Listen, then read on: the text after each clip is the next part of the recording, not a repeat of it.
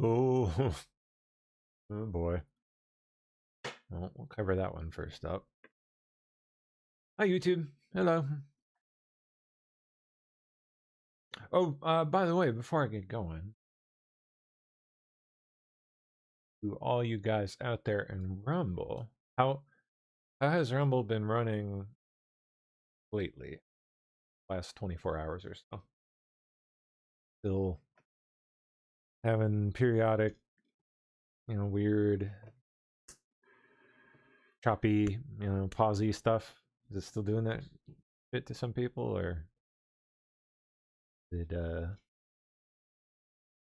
better? Get better? Hoping there's been improved. Okay, that's good to hear. Smooth, no hiccups. All right. Hopefully it stays that way. We'll see. Okay. It's been okay all day. That's good.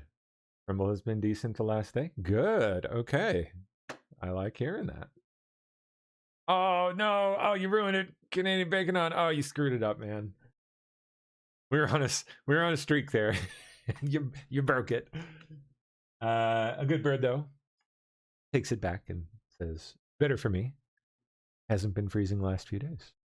Good."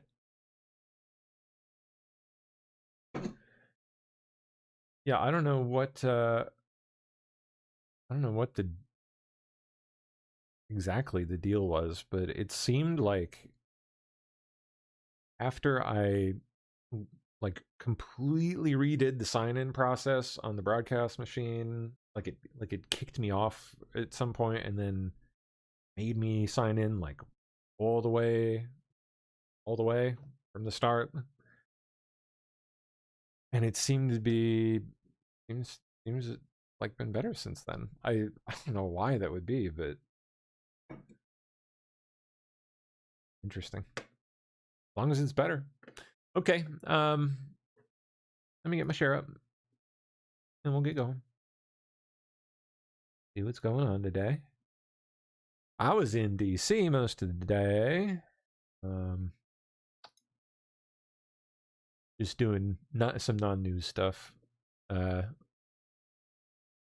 But I did happen to stumble across Harmeet Dillon in the wild. It was kind of funny. There she is. Look at that. There she is. I happened to have the camera mounted on the roof of the car. So it happened to catch her. I was like, we were sitting at a stoplight and I glanced over. I'm like, hey, don't I know that face? Like, where have I seen her before? Got a little closer and I was like, oh damn, that's Harmeet Dillon. Out on her doing her power walk, I guess. We thought about like rolling down the window and being like, hey Harmeet, yo, my girl, keep doing it. But she looked really serious and like lost in deep thought, so I didn't. But hey, yeah, DC's weird like that. Pretty much anytime you go, if you go to the right area, you'll see someone. Oh yeah, and then we stopped by the Exorcist stairs on the way out, just for fun. Yeah, those are the stairs from the movie. You know, where the guy like crashes through the window. The window's technically in the movie like right around here, but there's no window there in real life. They built a fake one for the movie. And crashes through the window and falls down the stairs, and yeah, that's where that happened. And the house is literally right up at the top of the stairs. I didn't post the photo of it, but the house, like the house from The Exorcist, the whole little area, like right up there. Gorgeous house too. Here.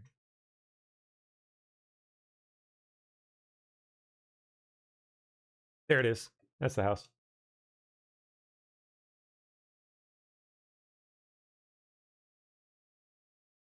So this whole area here is all fake. That was all built for the movie. This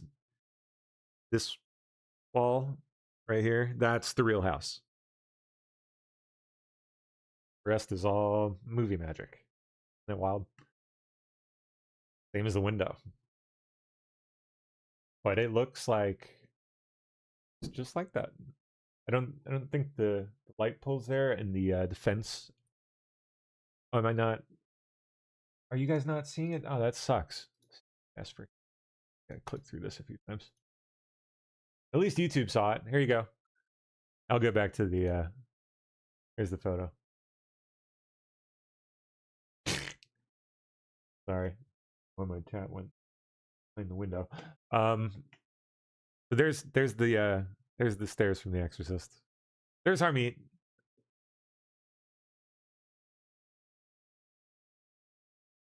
And then like right up at the top of the stairs there is where the house is. Right there. And like I said, I didn't take a here. I didn't post a photo. I took photos, took plenty of photos and stuff, but haven't gotten around to posting those. But you can see it. You can see it right here in the poster. And this whole, so as I was explaining before, you guys could see this whole section right here on this side, all over here, is all fake. That is all built for the movie. And then this whole wall right here, that's like the actual house. That's the real house. And my goodness gracious, does it have a view. It is such a, like, if you go around the back, it's like, well, obviously you see it's like way up on the hill. So it's like got this gorgeous view overlooking the river in the city. It's so cool. Let me find it here.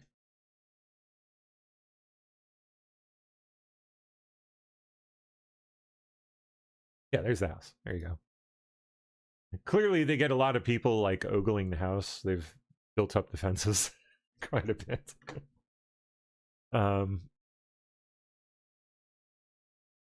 There were people like coming in and out of the house while we were there. Like whoever lives there looked like they were having a party.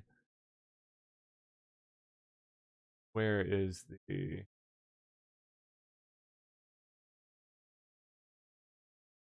Oh yeah, there's the, look at the clock tower right there. Look at that. Like right next door to the house.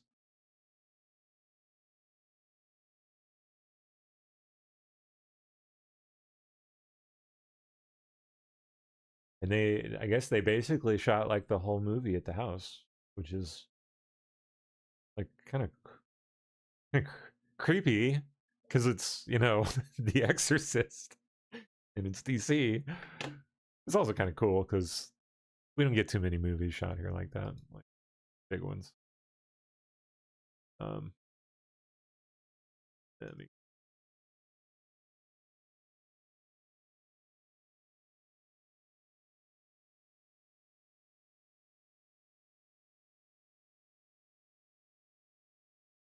okay. So they have this like, yeah, right up there, and they have this gorgeous backyard, all like out. Can't really see the water here, kinda, but beautiful view of the city.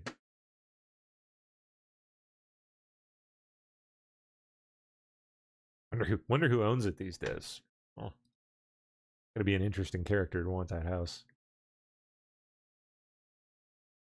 So anyway, yeah, interesting day. Keep doing your thing, Harmeet.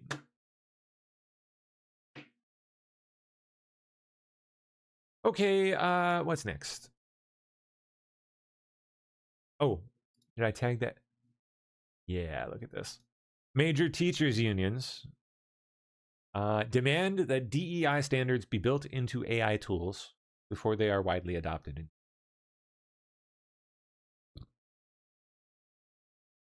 How about no? How about we don't do that?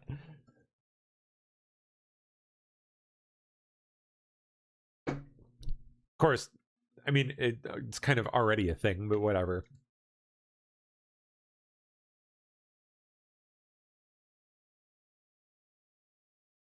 Okay, let me see if I tagged anything since last night. Yeah, no. Okay.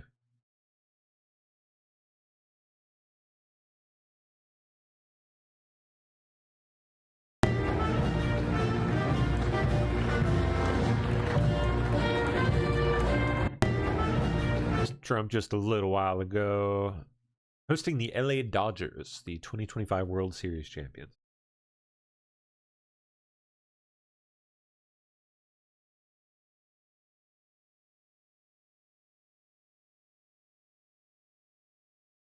Oh. Minnesota man who killed Democratic lawmaker Melissa Hortman and her husband. What's his name? Vance Bolter? Right? You know, Tim Waltz's, what was he? Business development, something or other. He's like appointed to some shit by Tim Waltz. Sentenced to life in prison plus 40 years. Life plus 40. Ooh. Does anyone like talk to this guy in any depth at all? Remember, he wrote that letter to the feds claiming Tim Waltz had approached him about a plot to kill Amy Klobuchar. Remember? Really weird stuff, dude. Or is it? I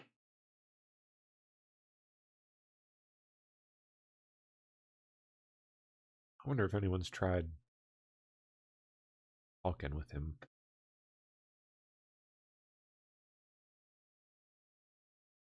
Ash Patel. That's Basil.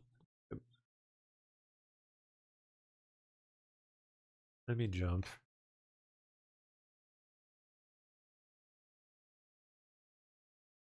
Over here.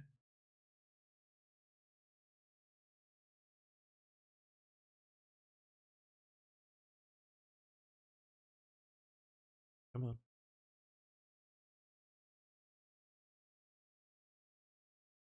Oh yeah, we got some stuff to cover here. Very nice.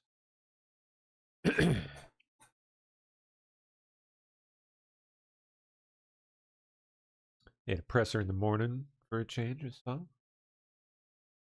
That's into yesterday. Jack Smith. Oh yeah, saw this morning. Thanks, Salty. I got that document into my pile. Jim Jordan issued a criminal referral against former special counsel Jack Smith on Wednesday for allegedly making willfully and intentionally false statements when testifying before Congress last December. Bet you he did. We'll find out more soon.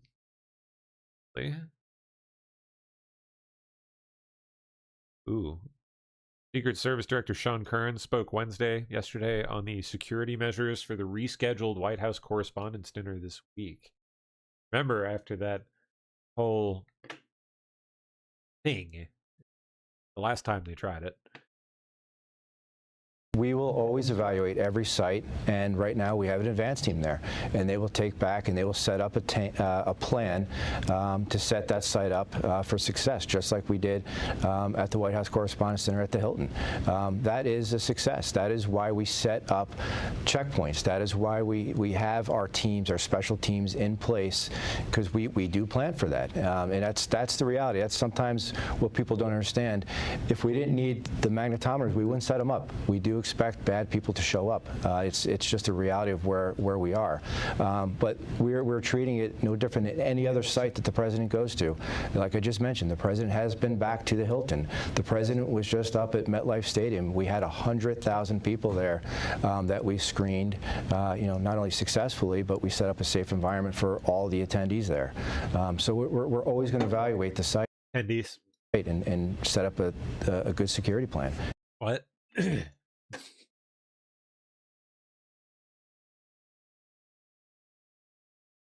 Gotta protect those tendies.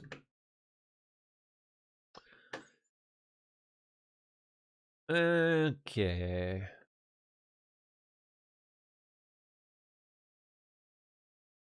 And if his patience is running out. Look, the president spoke about this directly yesterday. His patience is running out. He wants With John Thune. to see as much of the Save America passed as possible by the August recess. He knows that's what the American people want to see passed. He was just traveling on the road yesterday, spoke about this, and there was a very loud applause from the people in the audience, the everyday Americans, because voter ID is common sense.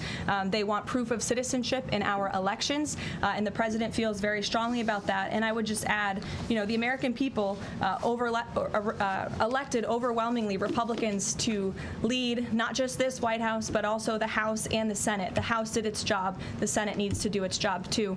I know it's a brief briefing today, but Yeah. Senate doing their job. That's funny.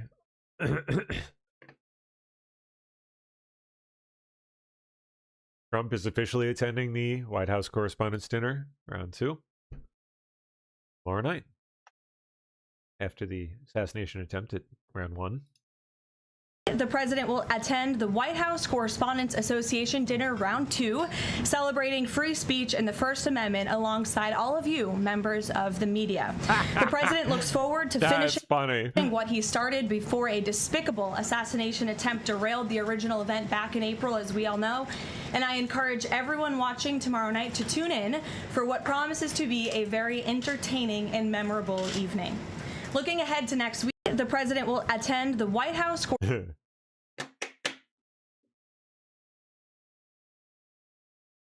And next, heading on a rare trip to Camp David for the 13th cabinet meeting next Friday.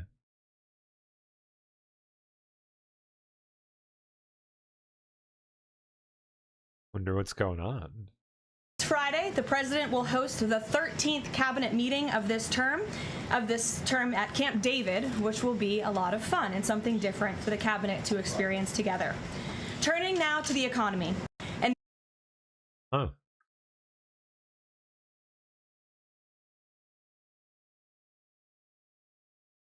Oh.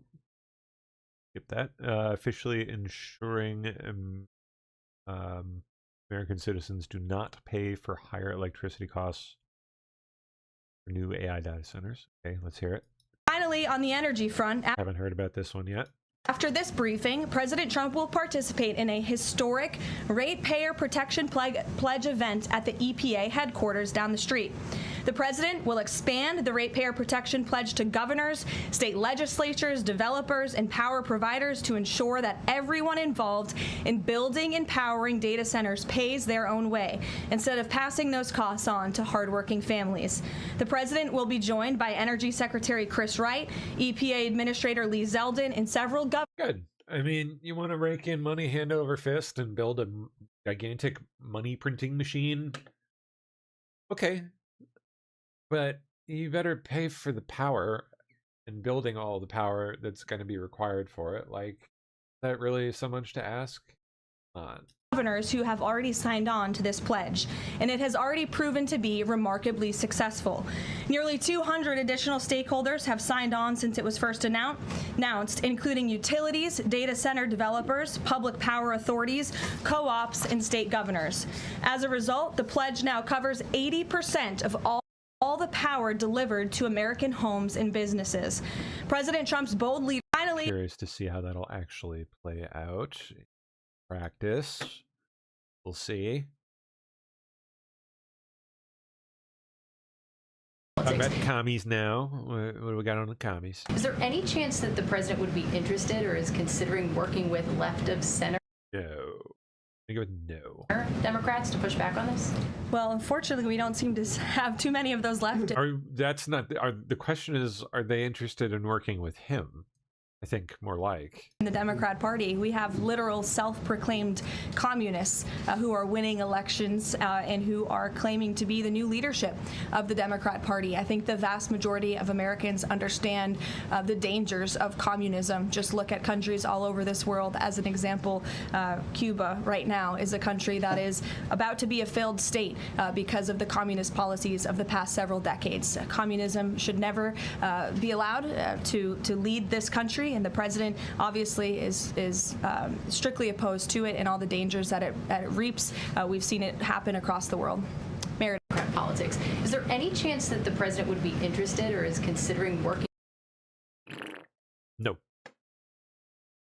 His stance is that the government needs to be funded. This president and Republicans on Capitol Hill from both chambers, as you just mentioned, the House and the Senate Republicans want to keep the government open. We want to work together to find ways to do that, and the White House will continue to have discussions with Senate leadership on the best path forward. I don't want to get ahead of those conversations, but the most important thing for the American people to know is that this president and this White House wants the government to remain open, unlike the Democrats in this town who have been acting as obstructionists. We've seen time and time again, they have chosen to block this administration, to block Republicans in Congress from keeping our government open, which does not help anyone, and it especially hurts the American people who depend on our government remaining open so they can access the critical services that our government provides to so many Americans across the country. So these conversations are continuing, but I think I just made the president's position quite clear. Thank you. His stance is that the government needs to be funded. This president and Republicans on Capitol Hill from both chambers, as you just mentioned,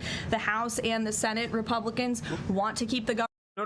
No looping, please. Thank you, ma'am. Oh, the Taint brothers, Andrew and Tristan Taint. Is President Trump or the administration, do they have any plans to intervene in the extradition process for the Taint brothers? No, we've Next. already answered that question. Elizabeth. Bye. Couldn't have happened to worse, guys. I will never, ever understand. Well, yeah, I will. I mean, I will never understand all the people that fell for it, but I definitely understand the machine that was used to push them. And now, all you people out there better start being a little bit suspect to all the scumbags that pushed those scumbags on you. Because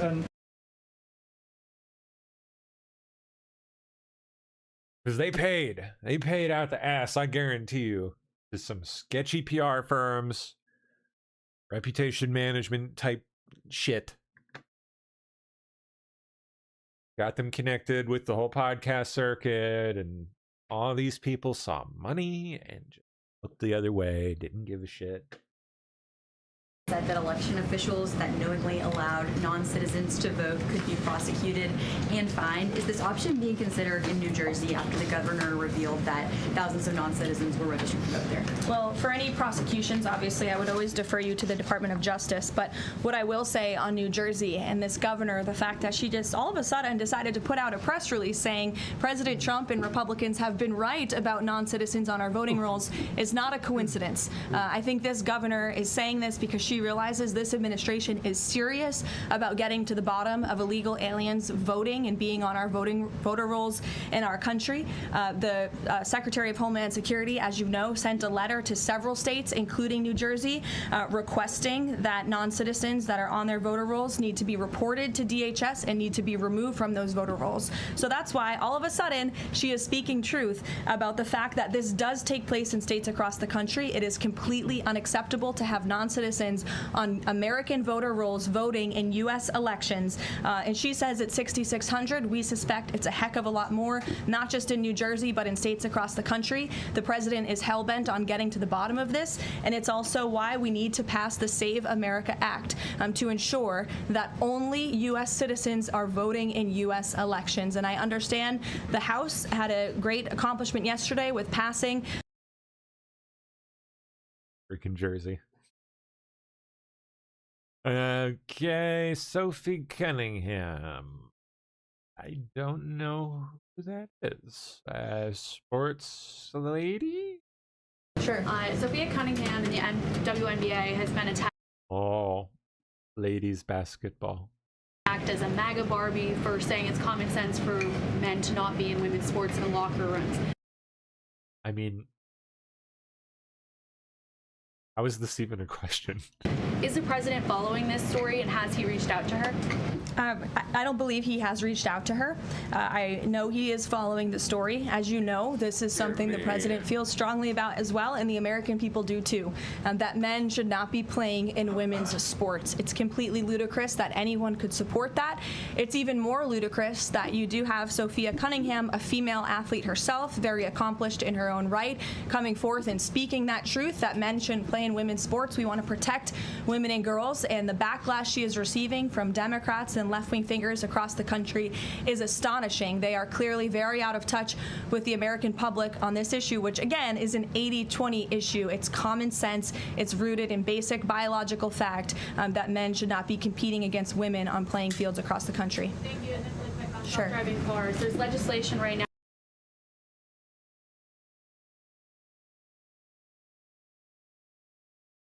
Okay. Up.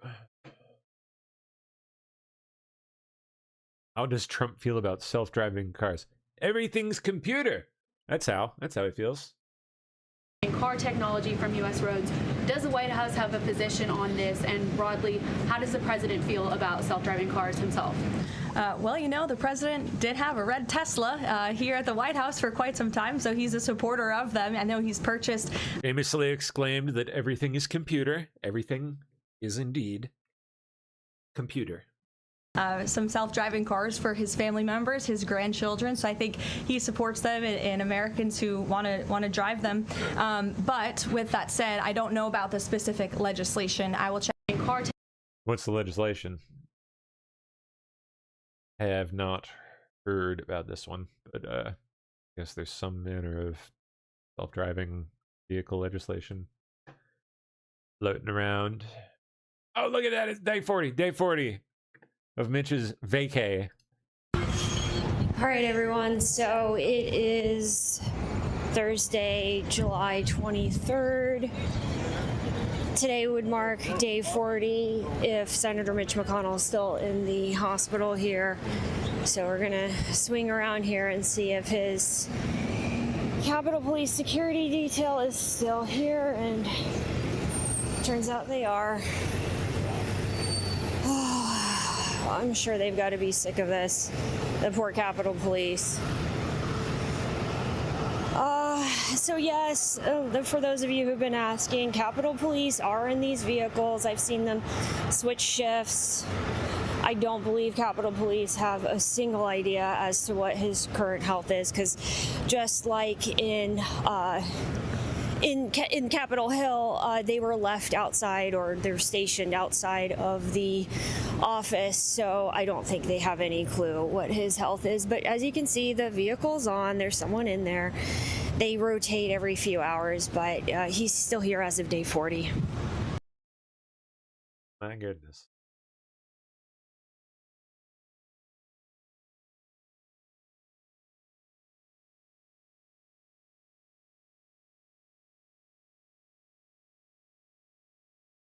Okay.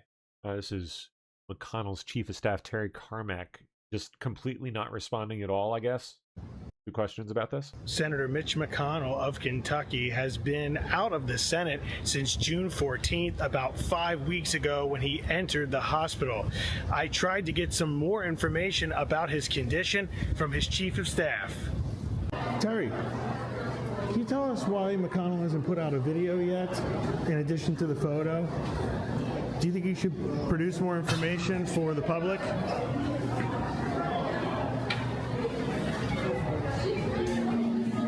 Anything you could say, sir, about the situation? His constituents are wondering, and there's all kinds of things going around social media. Do you guys plan to put out more information, a video, statement, or something? Anything you could say, sir, about the situation?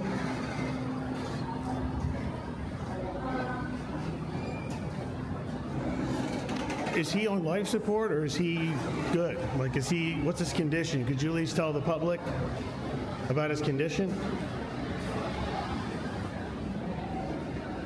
Nothing, sir, about this situation?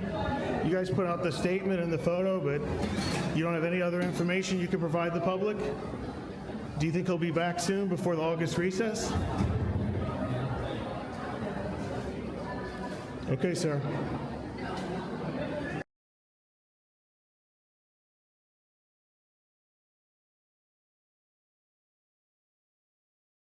Okay.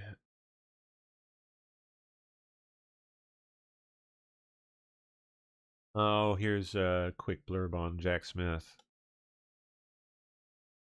Former Special Counsel Jack Smith hit with a criminal referral. House Judiciary Committee Republicans now accuse him of misleading Congress during sworn testimony under oath when he claimed he did not obtain or review lawmakers' text messages during his multiple investigations into President Trump. So that's where we start. Former Special Counsel Jack Smith hit with a criminal referral. House Judiciary Committee Republicans now accuse him of misleading Congress during sworn testimony under oath when he claimed he did not obtain or review lawmakers' text messages during his multiple. Sorry, I had to snap a photo or something. Right. Yeah, there's the documents mentioning the criminal referral sent to Todd Blanche from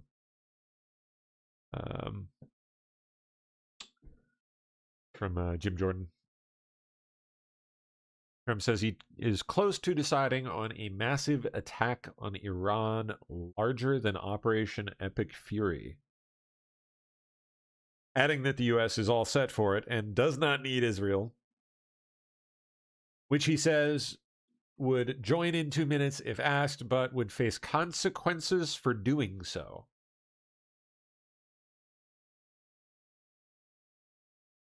Interesting. Huh? I don't know. Oh, Bear!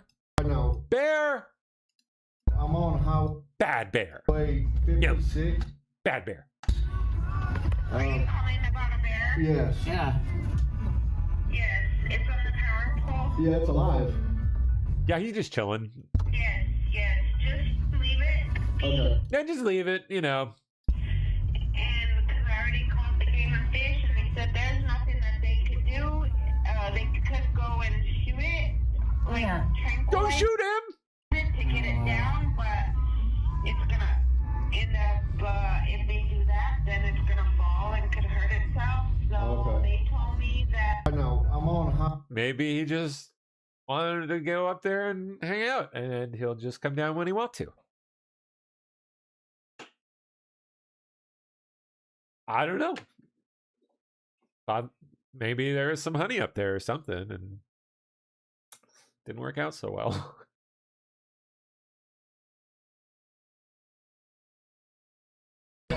ChatGPT maker OpenAI said its AI system hacked into another AI company, HuggingFace.com, on its own in what the company called an unprecedented cyber incident. We covered this the other day. Half truths and half marketing hype bullshit. Okay, so we just found out something kind of alarming that happened with OpenAI this week. So get this. It's not. An AI was given a cybersecurity. I mean, it is, but it's not. Security test. But when it was happening, it actually went completely rogue, got into the open internet, and hacked a real company. If that sounds like the plot of a scary movie to you, I'm with you. Okay, so here's what happened. OpenAI was testing two very advanced artificial intelligence models, and they wanted to see how well it was able to go through these cybersecurity tests. Now, they lowered some of the defenses for it, but it was still supposed to be in a controlled environment. We like to call it a sandbox. Now, what happens, though, is the AI goes rogue, escapes this sandbox, and then used stolen login information to hack a real company called Hugging Face. In other words, the AI broke out of the test environment, hacked into another company, and then cheated to accomplish that original task. Now, OpenAI, they're basically saying this wasn't the AI thinking for itself. It was that it was so focused on achieving the goal of the original task that it was willing to go outside the parameters that OpenAI said, hey, these are the guard rules. Now, there's a bigger question here. Rails. rails. Is a safety net even a safety net if a very powerful AI is able to break out of that entirely? And then further, have we gone past the point where an AI is so powerful that we can't even create safety nets that work? Now, the moral of the story here is not that we can't stop developing artificial intelligence, right? China, we can't let them get ahead, but we also can't keep developing AI that has no guardrails. So really what we need to be thinking about is developing something that if the AI gets so powerful, we have a way to stop it before it goes rogue on us.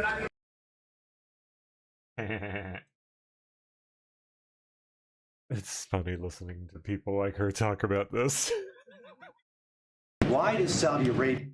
Anyway, White House says Saudi nuclear deal puts America first. All right.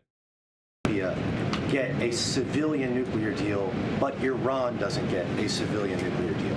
Well, again, this agreement is still being worked out. It will eventually, hopefully, be finalized with the condition that the president spoke about this morning. But this agreement in particular, as it's been discussed thus far, does give priority access for American companies in the Saudi nuclear energy program, which will ultimately benefit American industry workers and supply chains. So the deal that has been discussed thus far and will continue to be discussed absolutely puts America first, and that's obviously very important to this president. Why does Saudi Arabia get a civilian nuclear deal, but Iran doesn't get a civilian? Because they suck.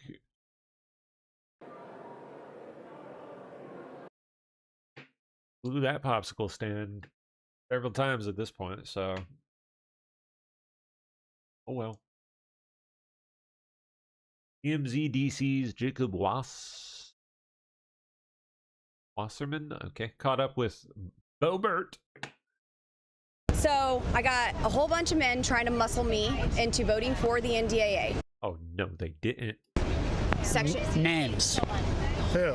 I don't Who are know these their, men? I don't know their freaking names. They're staffers. They're staffers. All right, listen to my story. If you want my story, I'm gonna give it to you. All right. So all these staffers are in there trying to get me to vote for the NDAA. I want to vote for the NDAA. Section 219 is still in there. It's a big tech swap between us and Israel. We don't do that with anyone. I understand in the past, you know, we've given them money for the Iron Dome, and then they get to keep the tech, and we don't get any of it back. So I understand that, but it's a big issue on the left and the right, and many of my constituents have reached out. They don't want this provision in the bill. Well, the White House doesn't want it in the bill. Secretary Hegseth doesn't want it in the bill. So I'm in the back waiting for a call from the secretary. I'm told that call is coming. I'm talking to someone underneath him, and I'm told the vote's going to stay open. They closed the vote. And so now I'm forced to talk to TMZ. While I do have an issue that we talked about off record, I don't want to be on camera this week, and I've been on camera more than any other week. I am talking out of the side of my mouth like a damn politician. Which, of course, you are. Because my Botox hasn't caught up on this side. Maybe in 2 days, this side will catch up to the other side. But here we are. I don't know. No idea. And our promise to the American people. Meanwhile, in Democrat land, is that we will hold the crooks accountable. If you're a crook in the United States of America and you've been stealing from the American people, we're coming after you. oh, big boy Hakeem.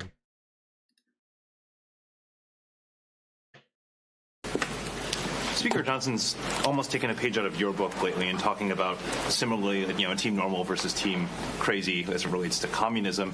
How do you break through that message? It doesn't seem to be working if you actually look at the reaction of the American people in terms of who is on the verge of taking back control of the House of Representatives. These people are desperate. Speaker Johnson. Something you would never be, right? That South Carolina should clearly play a preeminent role, as it has done now for several presidential cycles, in terms of the early nominating process, particularly in an environment where we've seen the Supreme Court unleash Jim Crow-like tactics in the Deep South, trying to undermine the ability of African Americans to select the candidates of their choice. That South Carolina should clearly play a preeminent role, as it has done now. Look, it's clear to us that if you've got people in government who are focused more on enriching themselves, their family, their friends, and their big donors, then they're not focused on making life better for the American people. And that's part of the problem that we have right now. Look, it's clear to us that if you've got people in government who are focused more. Hey, my guy.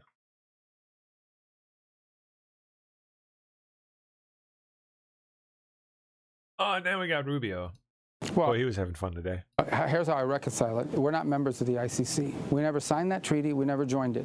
And they somehow claim that they have a right, nonetheless, to go after non-treaty members and put heads of state and others in jail. We've long had quarrels with them. And we have lunatics and crazies involved in the ICC that are talking about charging members of the U.S. military, maybe even the president or a future president, with crimes. And it's not going to happen. It's just not going to happen.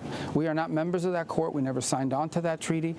They need to understand that. If people want to sign on and be a part of that stupid organization, they can. But we're not going to be a part of it, and they're not going to apply their jurisdiction to Americans. That's just not going to happen. We're not going to tolerate it now or in the future, and we've warned them about it repeatedly. And now they're going to see the consequences of ignoring us. Mr. Secretary. Well, here's how I reconcile it.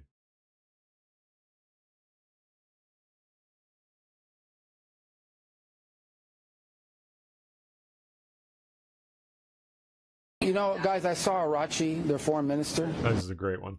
Who the other day say or something about their policies, an eye for an eye. The president's policy is a head for an eye.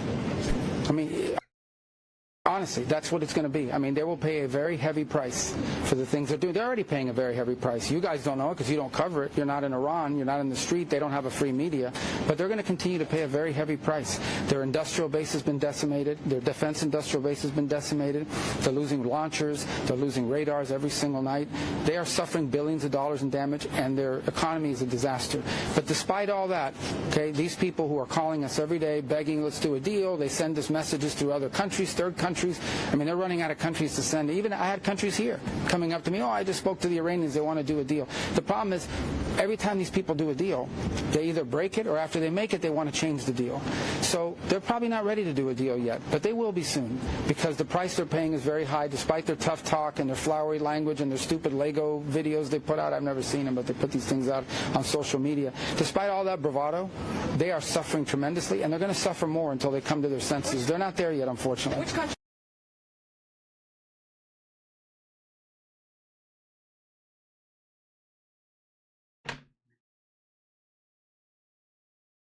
Any time in the history of our country, and Americans are working today more so than ever before. We have more jobs today than we've ever had.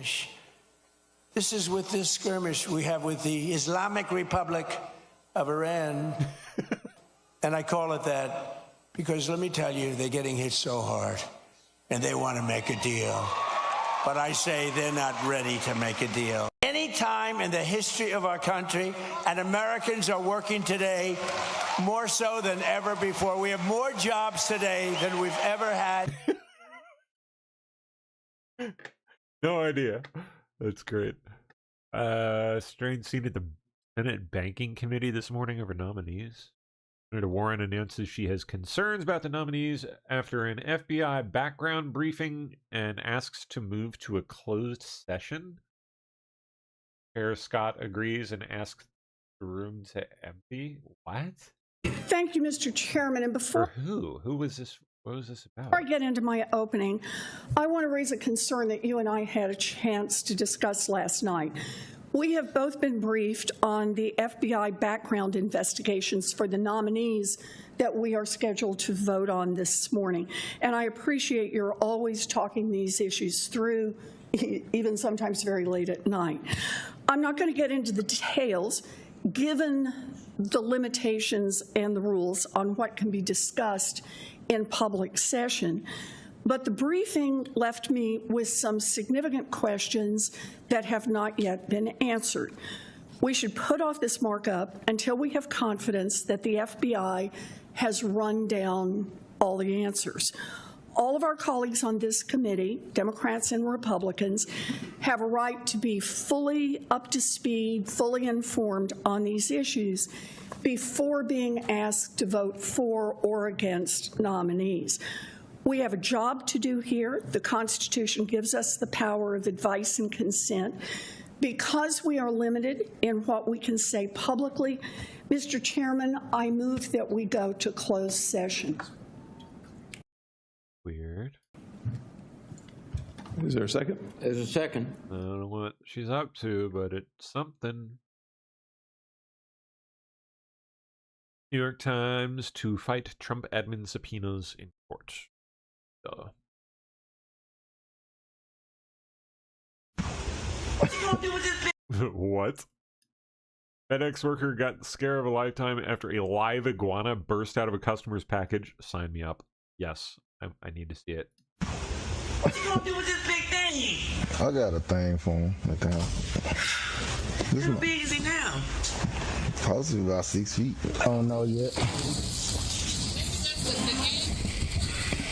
Get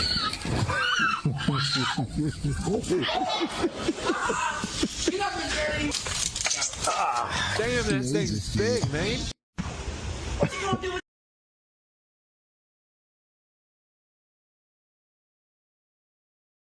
with Chungus. He's a Chungus boy.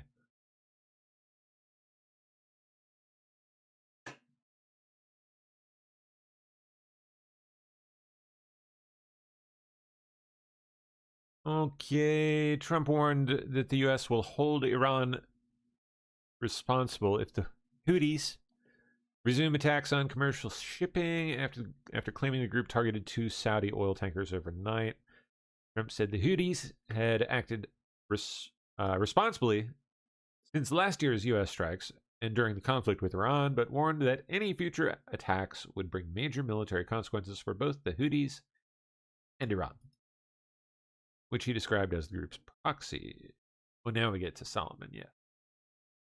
As you know, last night, the New Jersey governor admitted that 6,600 illegal aliens had made it onto New Jersey's voter rolls. At least that number, it could be a lot larger. And 400 of them actually cast a vote. That is the largest number of foreigners ever to vote in any collection of an election in American history.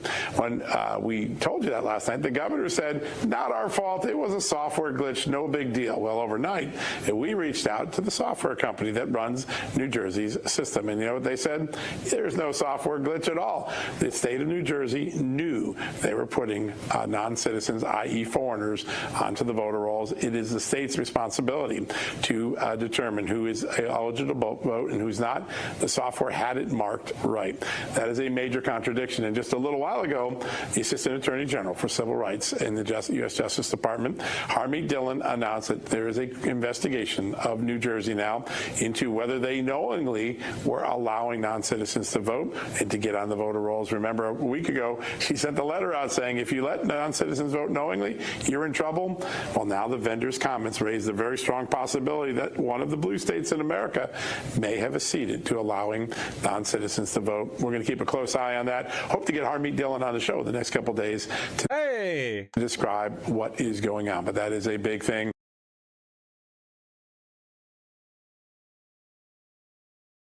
An Obama Presidential Center plumbing subcontractor has now suspended operations and laid off 25 workers amidst an almost $4 million payment dispute.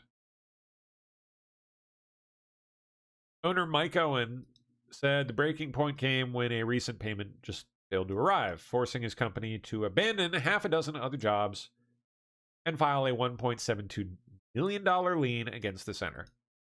It was just the final death blow to the company.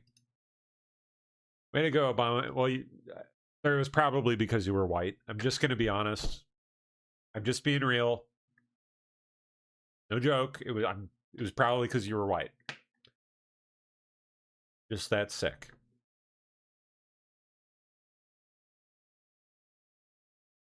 Okay. What was the... Oh, yeah, France banning social media for kids under 15. Yep. Member of J.D. Vance's protective detail under investigation. Secret Service says. What for? What they done did. Oh, involving allegations of compromising operational and information security.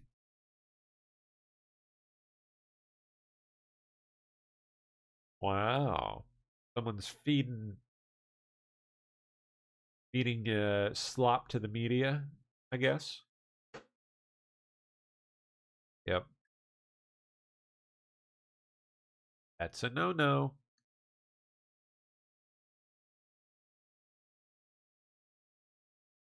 The city of Madison now grappling with issues of race in policing. Oh boy, here we go again. After a black suspect was fatally shot in a struggle with police. Gee, I wonder why that happened. Oh gosh, what could it have been? We caution you, this video is difficult to watch. Overnight, protesters marching through downtown Madison following a deadly encounter between police and a black man authorities say was armed with a knife. Oh gee, oh gosh. Wow. It's almost like, you know, he was armed with a deadly weapon and he got what was coming. No justice, no peace! Police say officers were called for reports of a man checking vehicle doors. When officers tried to make contact, they say he fled on a bicycle. About a half hour later, officers catching up with him and a physical struggle ensued in a busy intersection. Police say the man produced a fixed blade knife and injured an officer. They say they tased him, but it failed to stop the suspect. The overall situation is yeah, but hey guys, it was racism, okay? Clearly elevated. It's because he was black. It becomes incredibly dangerous, and it obviously increases risk for everyone there. Black and violent. For every officer, for the person as well. I think it severely narrows the scope of options and possible outcomes. Video circulating online, officers appear to be wrestling with the man on the ground before 3 shots are fired. The man, who has not yet been identified, later died at the hospital. What appears to be stoking tensions is clearly a lack of trust. The police were not wearing body cameras, which are not widely deployed in their department. Oh no. Democrats are navigating this issue over who will carry the party's torch.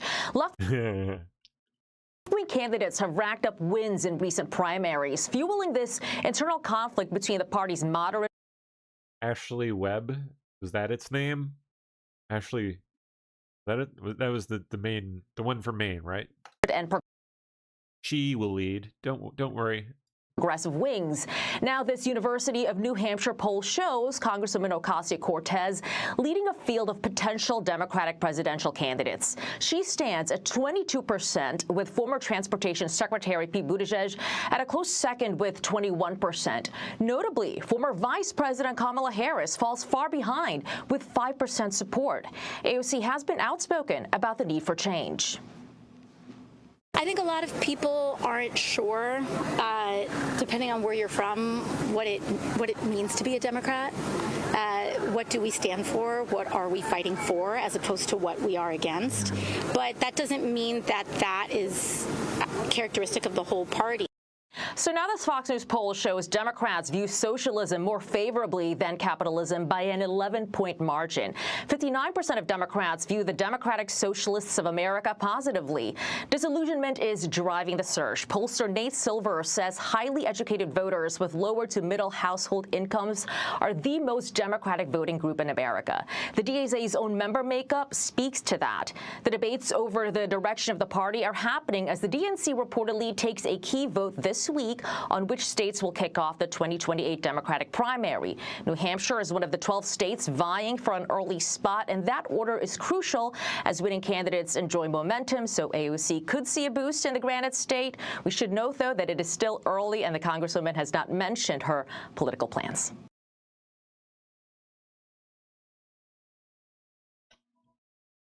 Okay.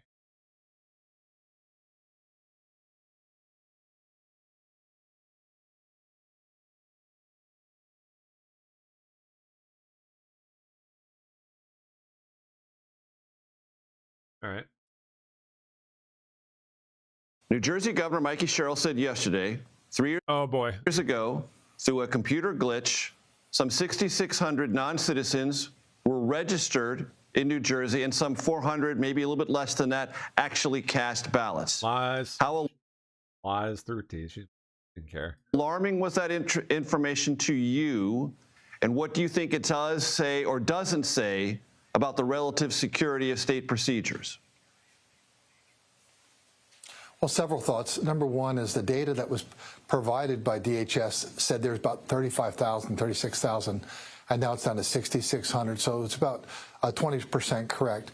But the answer really should be zero. And we've been one of the leading proponents. We're the first state that has ever done citizenship verification.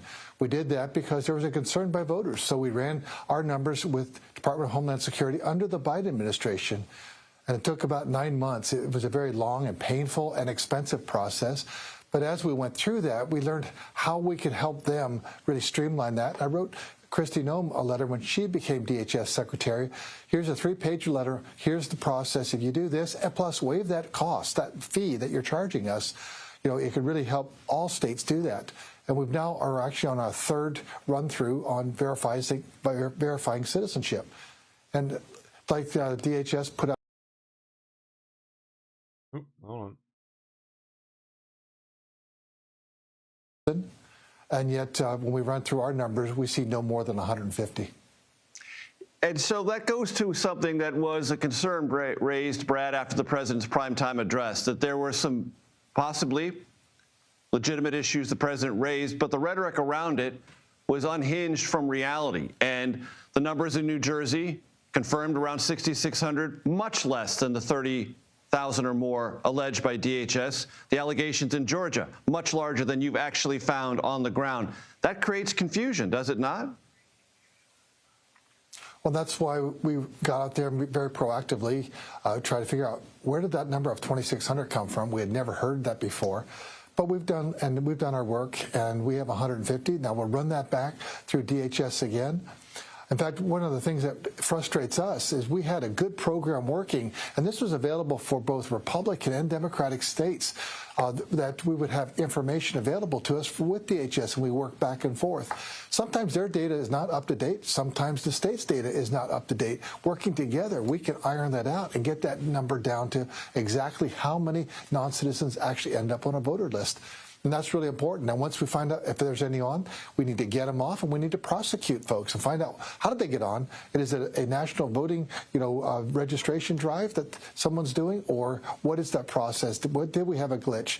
And in Georgia, we're continuing to look at that, making sure we have, zero non-citizens on our voter list. That means you'll have zero non-citizens voting in your elections.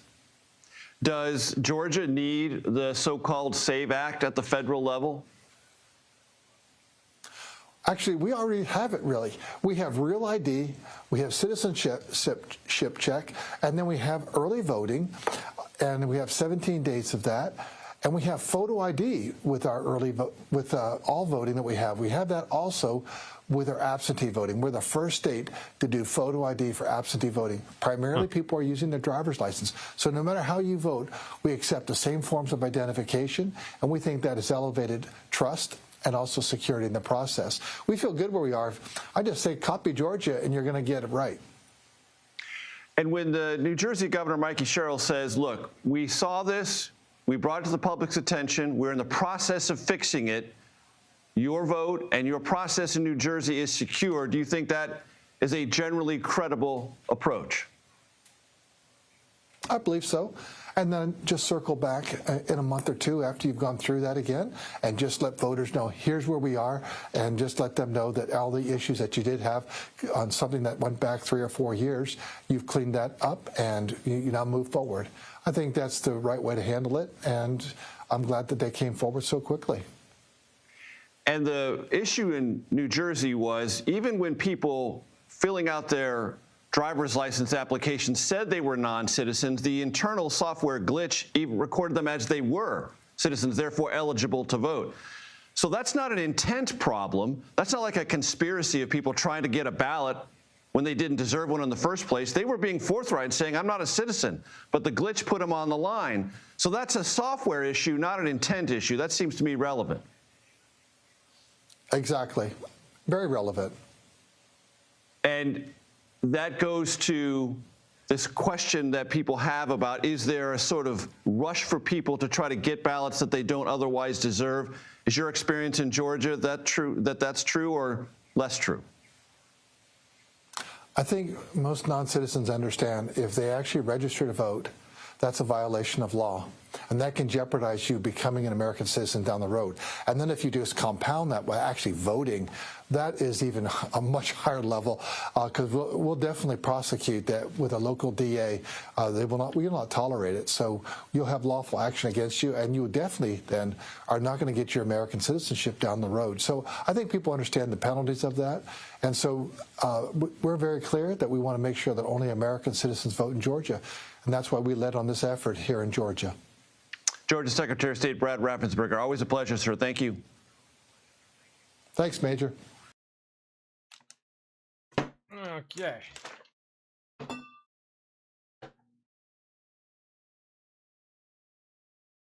Magnitude 5.0 earthquake detected northwest of Miami, Texas.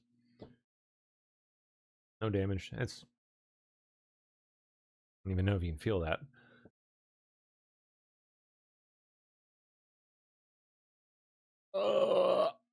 Jacob with TMZ. How's it going? Yes. Quick, no, can I applaud you? OMG. For something?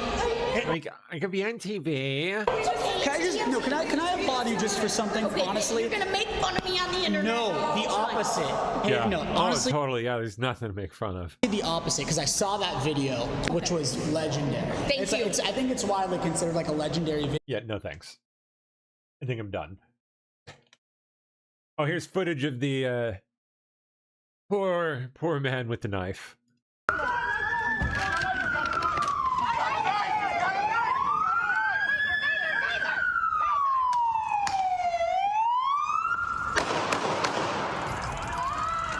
Okay, who shot him? Was it the lady cop? Did the lady cop do it?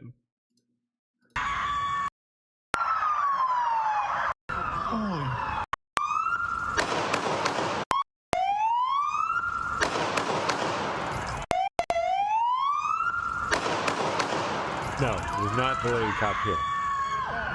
I think it was probably that guy.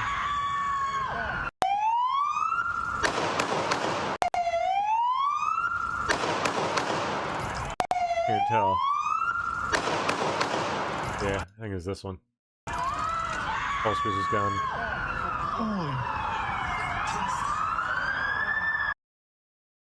Good golly.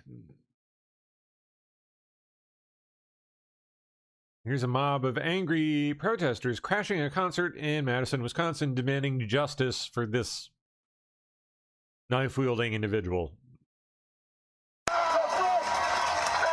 Oh, here, yeah, they've come to, now we get the intimidating white people at dinner thing again.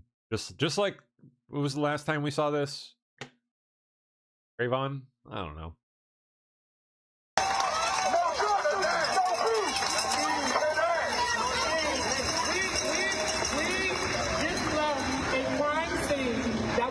A mile away, and we are here for a short time but not a long time. In order for this to happen, because we will stay here and there won't be anything. Right on. If you guys are joining in with us, send your emails out, go live, let all of your people know we want the officer's name tonight and we want him arrested. Because if not,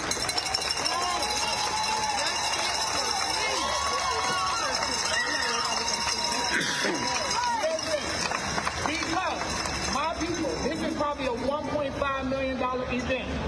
If we don't get the officer's name and him arrested by tonight, there will not be an event and you guys will be going back to your car.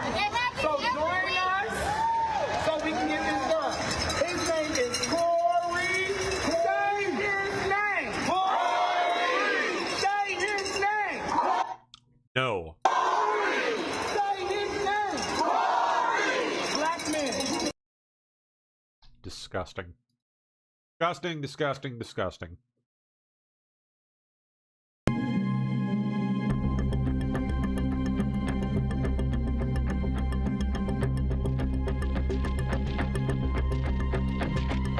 goes and tries to get his gun here, or his airsoft gun.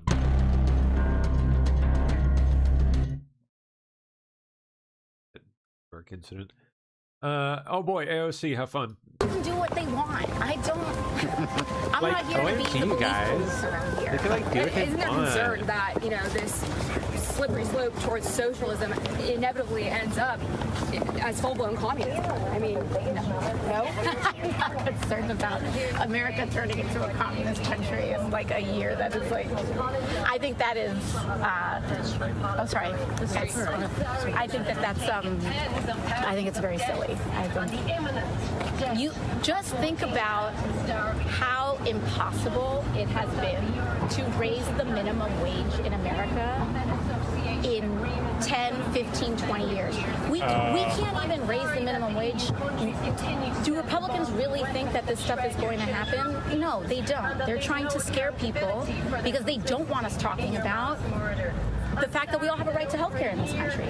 So they want to call it communist, and they want to call everything they don't like communist, because if people actually wake up to the fact that their elected officials are screwing them over when they get here, then they're going to realize that they deserve better, and that healthcare as a right isn't crazy. It isn't pie in the sky. They want to call this stuff communist because they don't want us to realize that the rest of the developed world has guaranteed healthcare in this country.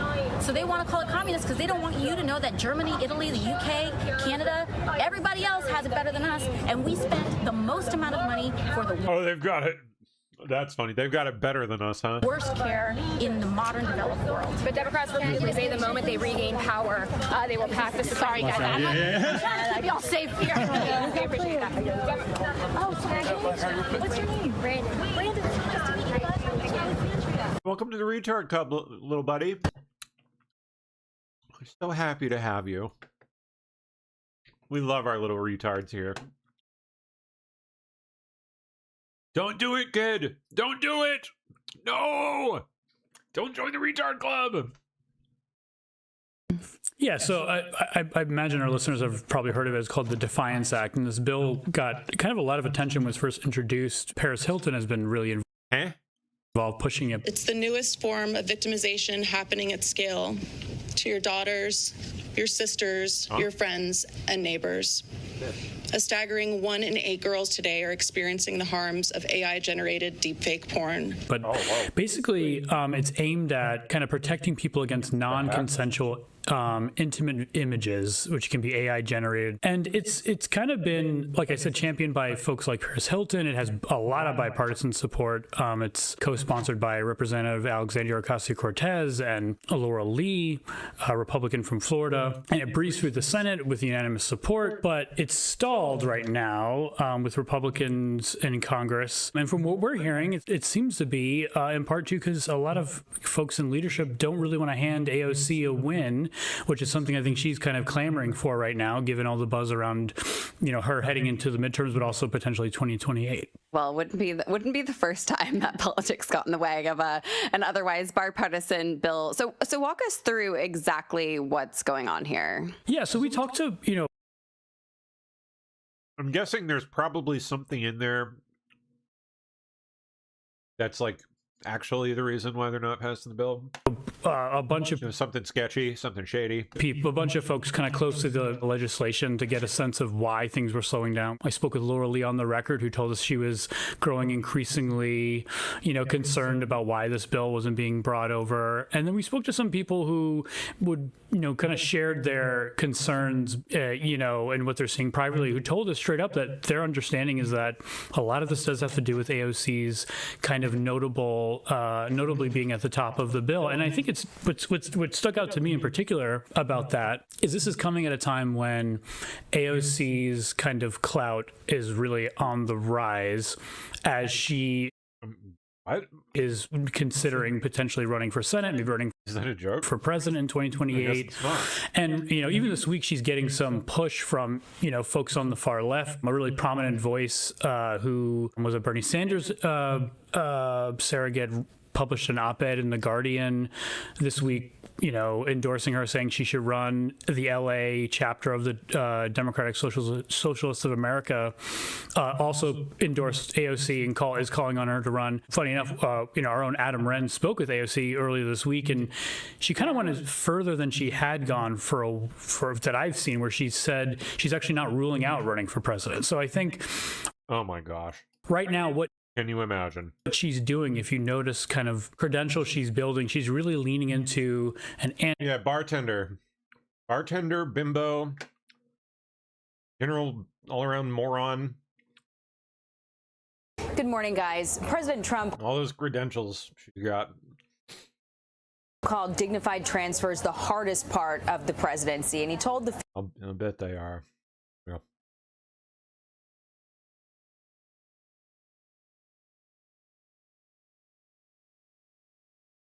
EU hits Google with a $1 billion fine over its Play App Store and search. For what?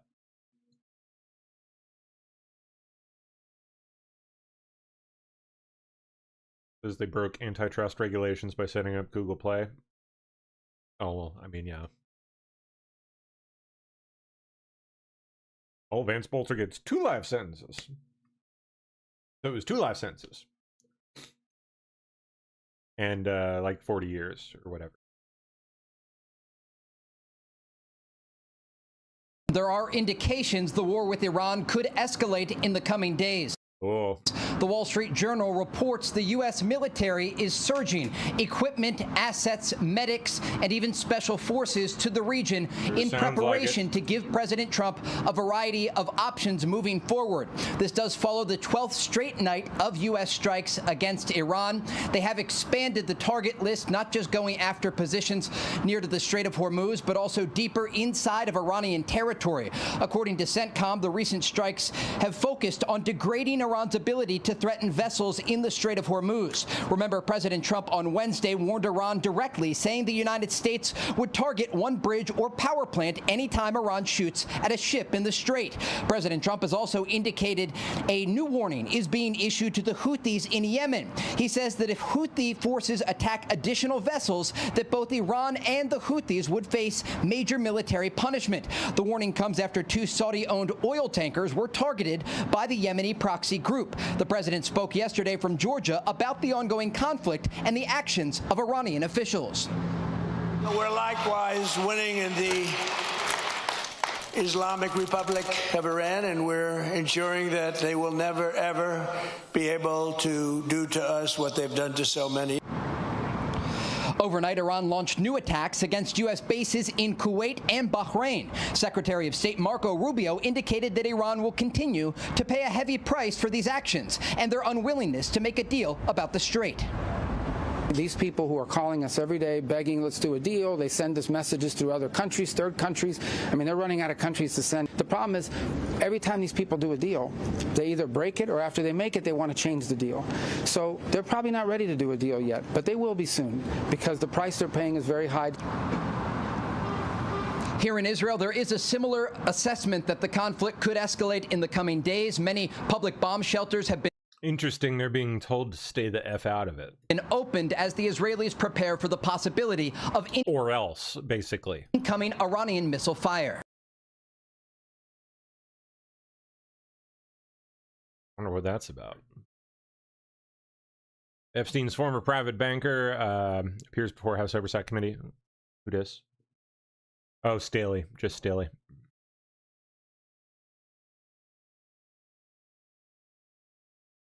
Are we going to get a transcription of this at any point, I hope?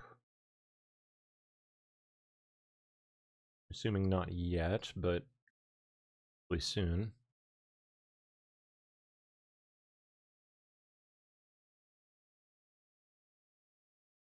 Oh, Ben Sasse, remember him? Remember him? That's right. Facing death from stage 4 pancreatic cancer. Former Senator Ben Sasse. Can't say I appreciated him terribly much during his time in office, but I you know, never like to hear. But just about, I don't want to say everybody, but just about anybody, you know, sad. I have serious regret about how much I traveled. I would just come back from all my trips and take all the hotel keys and throw them on the floor of a closet in my home office. And all of a sudden it became thousands and thousands of keys. You know, like, that's a hell of a lot of missed dinners. And you look at it kind of like forlornly. I would look at my kids and I felt like they had a chain around their neck with an hourglass. And I was watching the years, the months or the years or the dinners we had left as a family, and I'd look at my kids and I'd see the sand through the hourglass. Like, what the hell was I doing instead of being with you? I have... Well, what were you doing? I think a lot of us often wondered during your time in office. Kind of sad to hear that.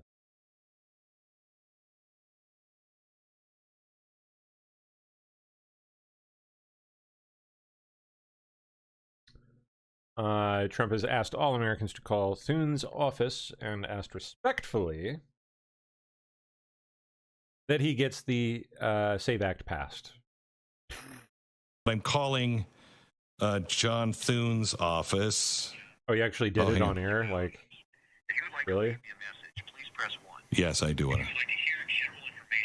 No, I don't want to. Just want to press 1. I just want to leave you a message. Hey, Ballas Rhino. Do you have to be from his state, or do they let anybody do it?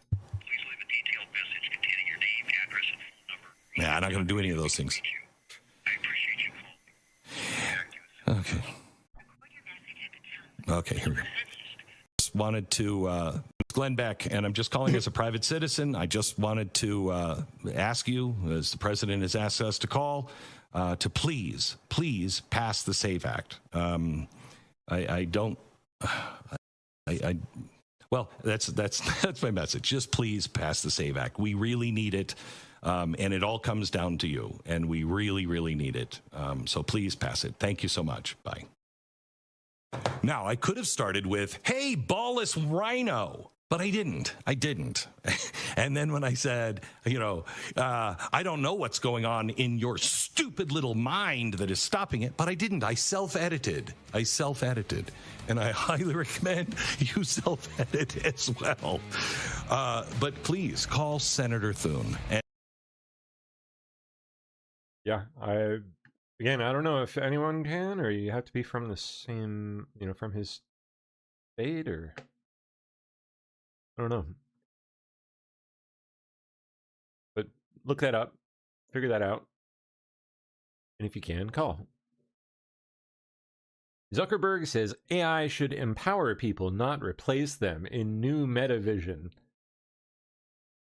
Didn't you just, fire a bunch of people because you got, new AI toys? I'm pretty sure you did that.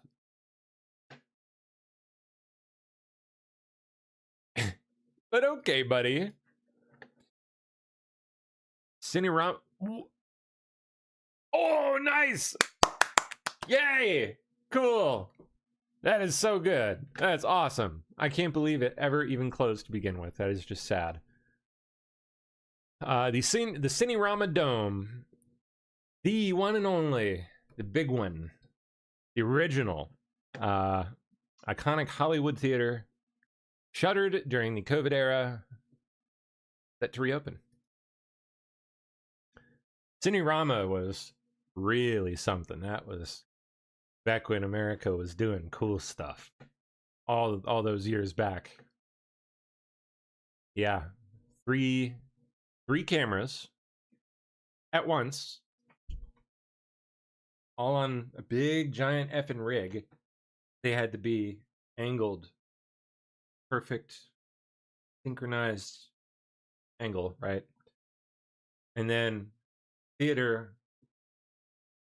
giant wraparound screen, 3 projectors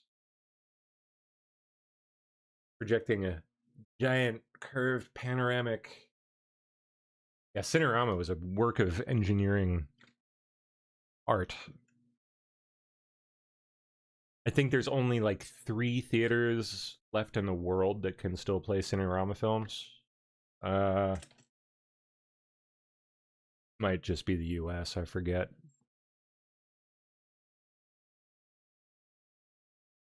There you go. You can see the seam right there.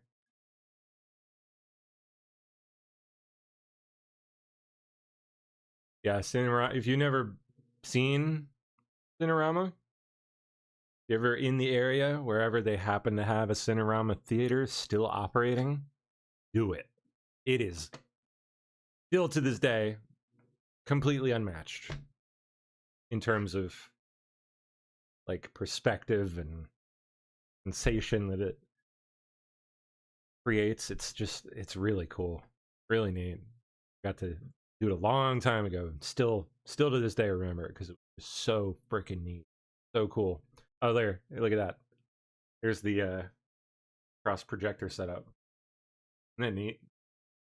And they have to keep all 3 projectors perfectly to the frame, exactly, precisely in sync. Like, it's an engineering marvel for them to have done it back when they did it back in the 50s. The whole thing from end to end, capture to projection, like, just, we used to do cool stuff. I guess we still do, but not like this. Where do they even have surviving Cinerama venues that actually... Oh, nice. New prints? They've even done some new prints. That's cool. So there's one in Dayton, Ohio. Oh. Never mind. That was years ago. Seattle had a Cinerama theater, but that's now... I don't know if they're actually playing Cinerama films. They dropped the Cinerama name due to trademark issues. It's basically just the Cinerama Dome. Wow. That's it. It was designed for the 3 projector system, but never actually had it installed until recent years, as it opened with the first of the single film 70mm Cinerama films. It's a mad world. Yeah.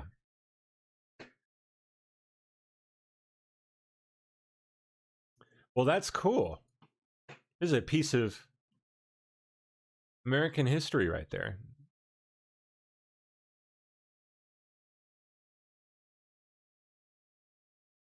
Rep. Jeff Crank introduced legislation on Tuesday to bar House members from sexual relationships with any congressional staffer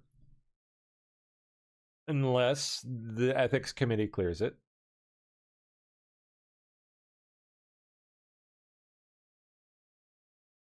That's interesting.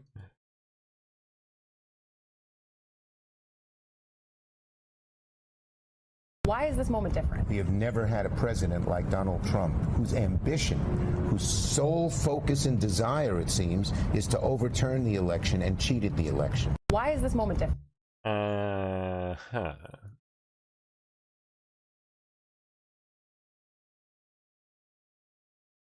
come on.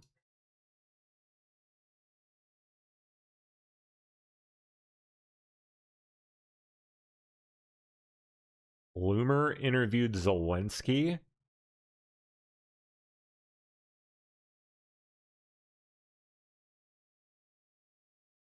Weird. I don't know what kind of gay op this is, but sounds gay.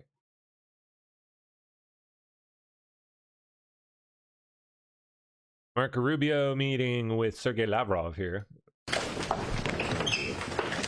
Yeah, that's right. That was set to happen today. Mr. Rubio, will you ask the foreign minister today about Russia helping to target U.S. troops? Is Russia helping Iran target Americans? Mr. Lavrov, when will Russia stop its war in Ukraine? Once again. Okay, thank you, press. Thank you, guys. Thank you. Speak louder. Time to depart. Thank you, press. All right, guys, let's go. Come on. Sorry.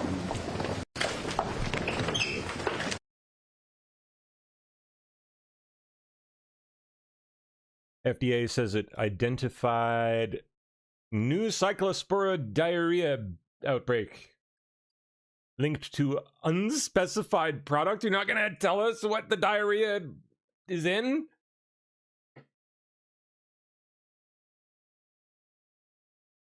Well, dang it.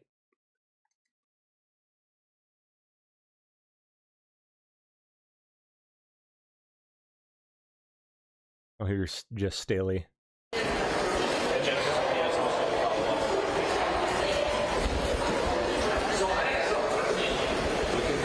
Closed door testimony on Epstein stuff.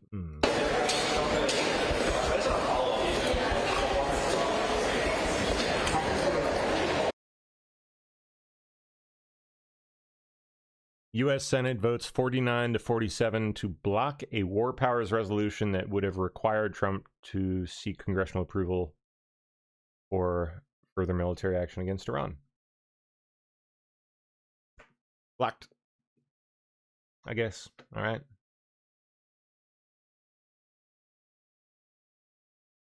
So the House passed this. House passed second Iran war powers resolution aimed at stopping Trump admin's war with Iran, passing 214 to 208 with 4 Republicans joining Democrats.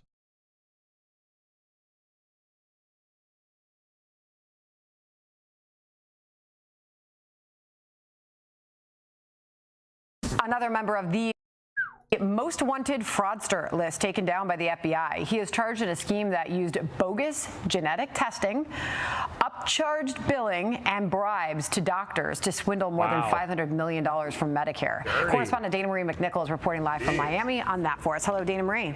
Hey, Sandra. Well, this was a really sophisticated scheme. That fraudster had 16 different bank accounts, stealing $500 million from American taxpayers. So federal investigators say Khalid Satari was the mastermind behind this massive fraud scheme that provided expensive genetic cancer tests that patients didn't need. Now, according to the FBI, between 2016 and 19, Satari owned and operated diagnostic testing laboratories with ties to Houston, Delray Beach, and Atlanta. Investigators allege Satari worked with patient recruiters and doctors, giving out illegal kickbacks and bribes to persuade thousands of elderly clients to submit testing, ultimately billing over $547 million to Medicare.